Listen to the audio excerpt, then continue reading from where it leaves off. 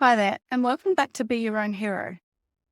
If you've ever found yourself in a relationship that left you feeling unworthy, confused, or emotionally exhausted, I want you to know that you're not alone. Maybe you've asked yourself, why do I always attract emotionally unavailable partners? Why do I feel like I have to fight for love? Or why do I struggle to leave when I know I deserve better? The truth is, toxic relation patterns don't just happen randomly. They often come from deeply ingrained attachment patterns, which are ways of connecting that were established and shaped long before you ever started dating. So today I'm going to help you understand why these relationships happen and which attachment styles are most commonly involved. And then most importantly, how you can break free of anything unhealthy that you would like to break free of. So if you've been caught in unhealthy cycles, this could change everything. So let's get started. First, let's talk about why these patterns show up in the first place. So your attachment style is formed early in childhood, and it's based on how your caregivers responded to your needs as a baby, particularly your emotional needs. Now, if love was inconsistent, conditional, or unpredictable, you may have learned to associate love with emotional highs and lows rather than with stability and safety. So fast forward to adulthood, and suddenly relationships that should feel safe and stable might actually feel really boring to you. And relationships that trigger your deepest fears of abandonment or rejection, they might actually feel intensely familiar, even when they're harmful. But here's the thing, you don't have to stay in these cycles. You can change your attachment patterns. It takes some work, but they can change and you can create healthier relationships with yourself. Now let's break down the most common attachment pairings found in abusive relationships and how to break free of them. Okay, so the first is an individual with an anxious attachment style pairing with an individual with an avoidant dismissive attachment style. And this creates a push-pull dynamic. Okay, so if you have an anxious attachment style, you crave deep connection. You want closeness, reassurance, and consistency. But if you find yourself in a relationship with an avoidant partner, you may feel like you're constantly chasing the love, and that love feels always just out of reach. So let's look at why this happens. Okay, so firstly, the anxious partner fears abandonment and craves reassurance, whereas the avoidant partner fears closeness and pulls away when things get too intimate. And the more the anxious partner chases, the more the avoidant partner withdraws.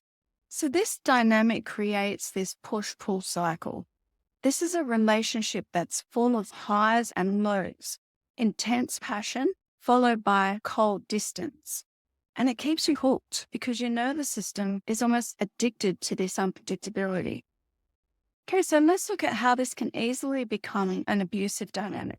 So the avoidant partner might use things like silent treatment or emotional neglect or dismissive comments to maintain this distance. The anxious partner can sometimes excuse harmful behavior, and it's out of a fear of being abandoned. Emotional withdrawal is often used as a power move to keep the anxious partner feeling a little bit unstable. So not rejected enough to leave, but again, rejected enough to not come too close. So they use it to maintain distance, but it's hurtful to the anxious partner. Okay, so the first step in breaking free from this cycle is always to recognize the cycle. So awareness is always the first step. If you constantly feel like you need to earn love, then that's a red flag. Next, you need to rewire your attraction. You need to challenge this idea that love should feel exciting and uncertain. Healthy love is consistent and safe, so it should feel that way. And you need to maybe work on self-soothing as well. So instead of seeking reassurance from the other, particularly from an avoidant partner, start giving that validation to yourself. You don't have to beg for love. The right person will not make you feel like you want too much or that you are too much. Okay, so let's look at the next combination. And that is fearful avoidant or disorganized plus anxious attachment. And this we can class as an emotional roller coaster because this is one of the most intense yet most toxic relationship pairing. And it's often found in relationships that feel really passionate, really addictive, and almost impossible to walk away from. Okay, let's look at why this happens. So first point is that the anxious partner seeks constant closeness and fears rejection. The fearful avoidant partner desperately wants connection, but also fears it, leading to extreme emotional swings. Deep intimacy one moment, followed by complete withdrawal the next. Okay, now let's look at how this can become abusive. The fearful avoidant partner might manipulate emotions, altering between love bombing and cold detachment. And this just makes the anxious partner cling tighter in most cases. And then after a while, they mistake this intensity for love. Gaslighting is also common in this type of dynamic.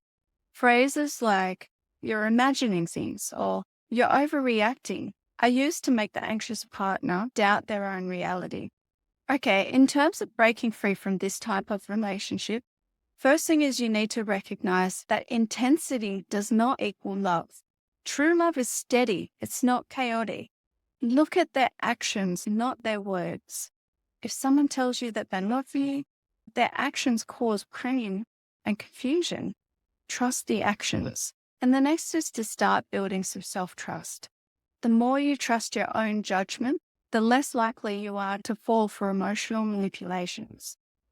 So remember, love should not feel like an emotional battlefield. Okay, the third pairing is avoidant dismissive with another avoidant dismissive.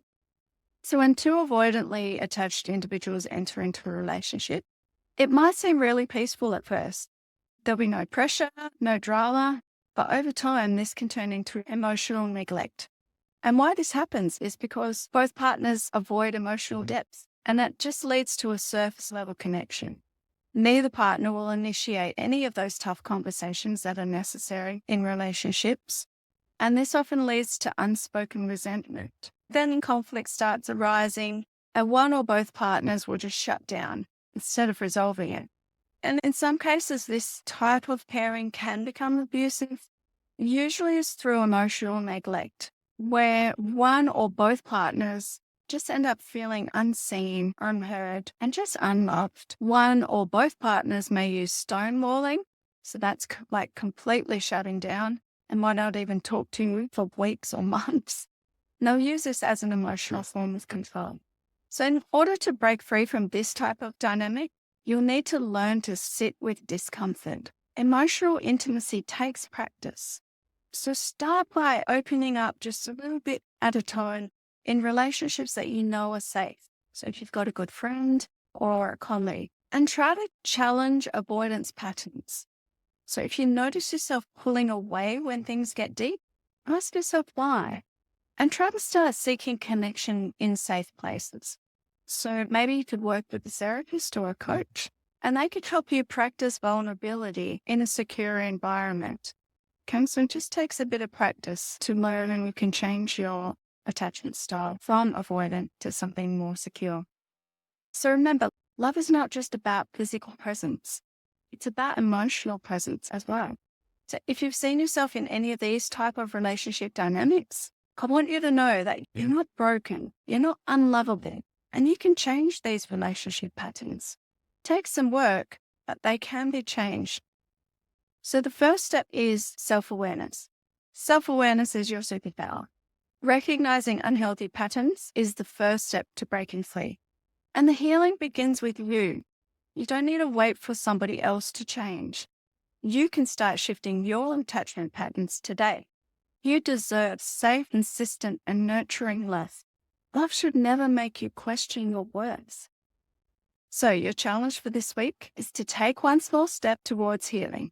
Maybe you could journal about your past patterns.